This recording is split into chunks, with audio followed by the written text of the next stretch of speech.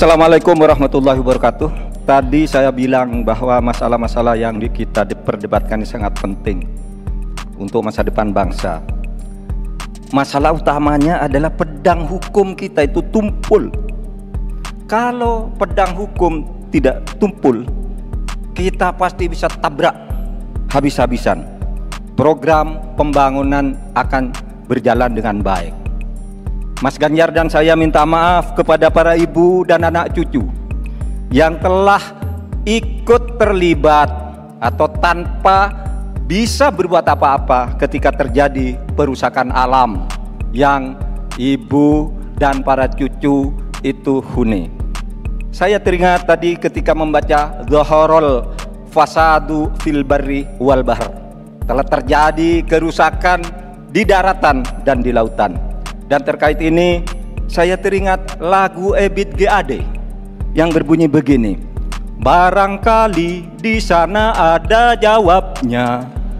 Mengapa di daerahku terjadi bencana?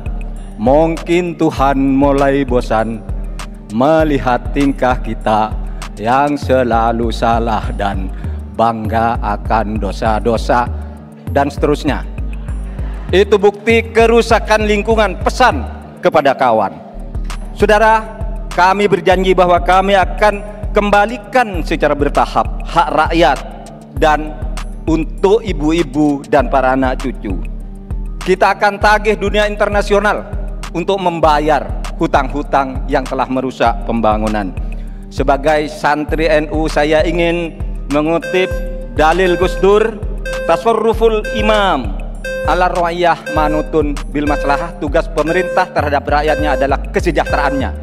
Inti dari pembangunan berkelanjutan adalah tidak ada satupun yang ditinggalkan. Dari petani, peternak, nelayan, masyarakat adat dan seluruh kelompok-kelompok rentan lainnya. Pembangunan berkelanjutan jangan diabaikan, malah ngurusi kekuasaan yang berkelanjutan. Oleh karena itu kita harus ingat bahwa Quran menyatakan Dhaharul Fasad fil Barri wal Bahr bima kasabat aydinas. Telah nyata kerusakan di darat dan di laut karena ulah tangan manusia. Bahkan Paus Fransiskus juga mengingatkan kepada kita semua, posisi yang agak rawan masa depan kita. Kita harus melakukan taubat ekologis.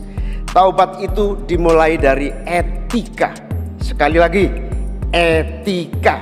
Etika lingkungan dan etika pembangunan. Jangan ugal-ugalan, jangan ngangkangi aturan, jangan sembrono, ojo sakarepe dhewe. Saudara-saudara sekalian, insya Allah kalau Amin mendapatkan mandat, kita akan sungguh-sungguh. Yang pertama, kita akan anggaran untuk mengatasi krisis iklim kita tingkatkan secara signifikan, termasuk riset sekaligus implementasi energi baru dan terbarukan.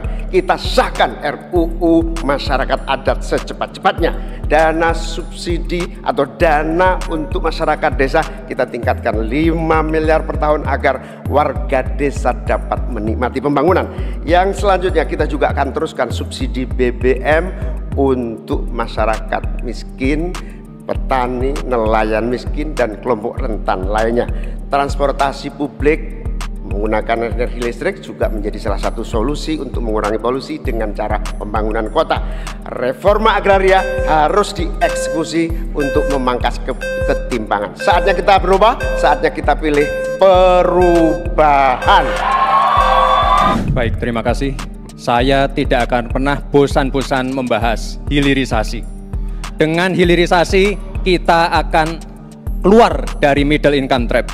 Dengan hilirisasi kita akan meningkatkan nilai tambah di dalam negeri. Dengan hilirisasi kita akan membuka lapangan pekerjaan seluas-luasnya. Tentunya dalam pelaksanaannya dipikirkan aspek lingkungan, keberlanjutan, dan sosialnya. Dampak perubahan iklim ini semakin nyata. Banjir, kekeringan, kenaikan air laut, ini adalah ancaman nyata dan sudah di depan mata. Semua masalah ini adalah tantangan zaman now, membutuhkan solusi zaman now. Tantangannya adalah bagaimana kita mencari titik tengah, titik keseimbangan. Lanjutkan hilirisasi, tapi wajib menjaga lingkungan. tingkatkan produktivitas pertanian dan sektor maritim, tapi wajib menjaga keseimbangan alam. Terima kasih Prof. Mahfud, Gus Muhaimin. Semoga debat malam ini memberikan gambaran tentang kemana arah bangsa ini akan melangkah. Sekali lagi, tantangan zaman now membutuhkan solusi zaman now. Tentunya anak-anak zaman now perlu lebih banyak lagi dilibatkan. Terima kasih Pak Prabowo sebagai salah satu senior dan teladan yang paling banyak melibatkan anak-anak zaman now. Langkah awal menuju Indonesia Emas, datang ke TPS, coblos nomor 2, Prabowo Gibran.